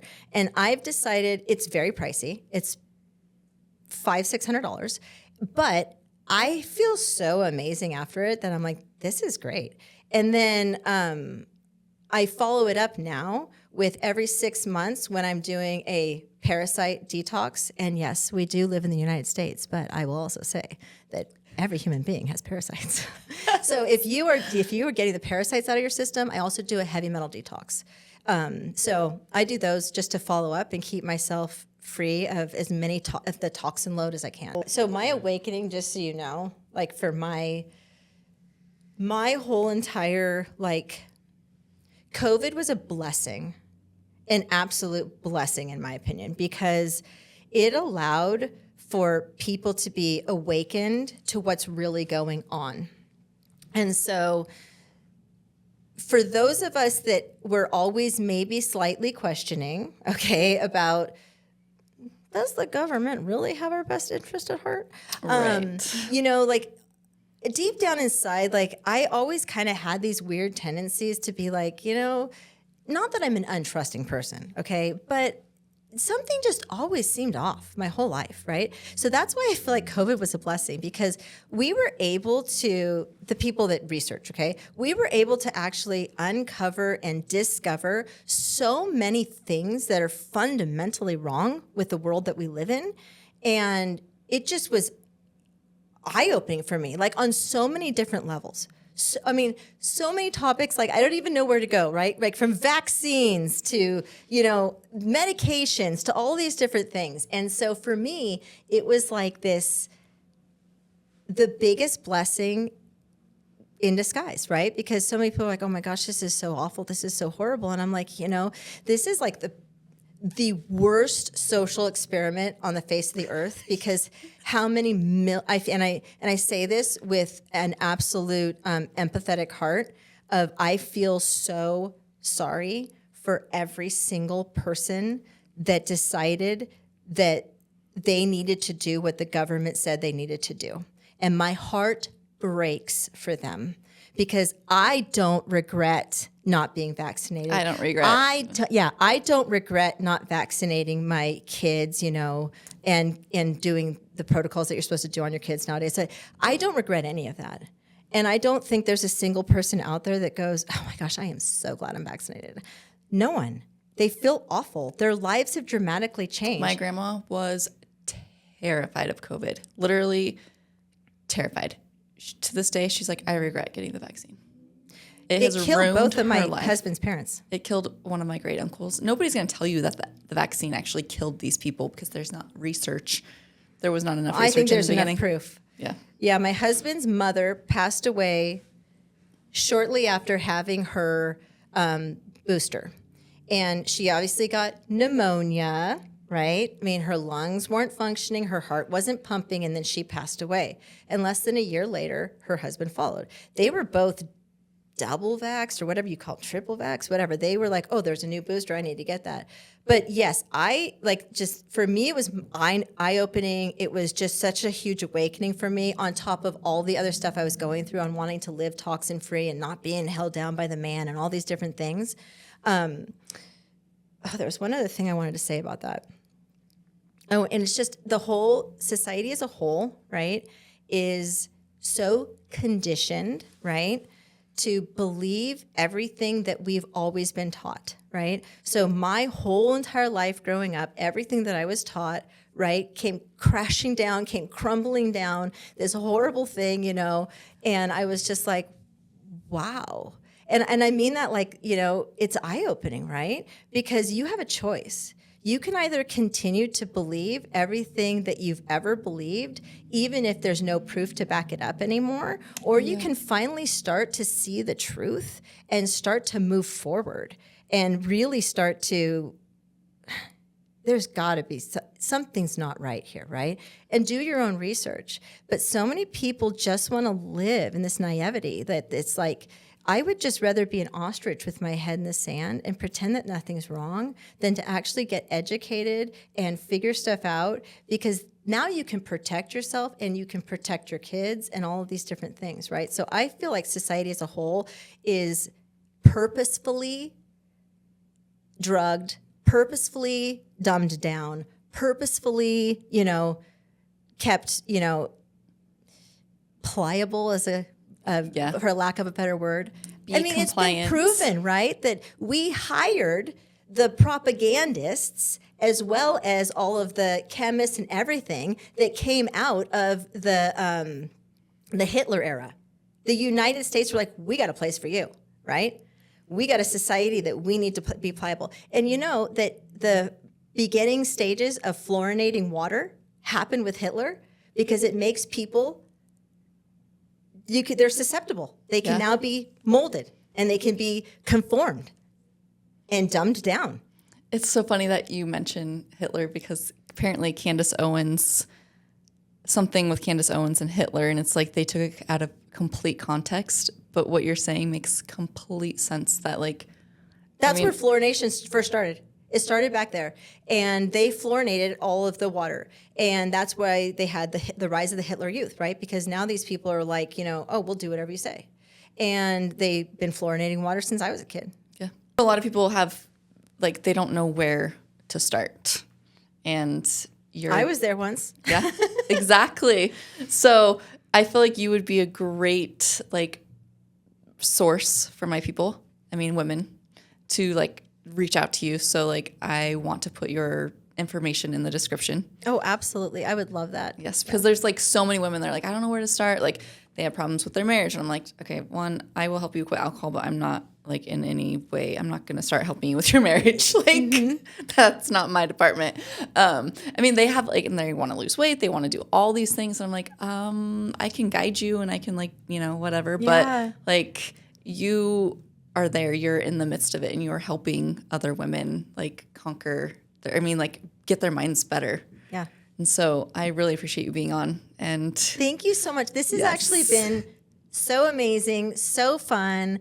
I had an awesome time, and I absolutely would love to be a resource to any person that watches your podcast or listens to your podcast, because I just really believe that you don't have to live that life of despair.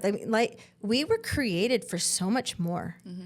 And so it's so important for you, to take the step to change your life, because no one's going to do it for you. No one's going to come rescue you. And if you want something to change, you have to be the person that changes it. Exactly. And that's all there is to it. So I would love for you to share my information. That would be wonderful. Yes.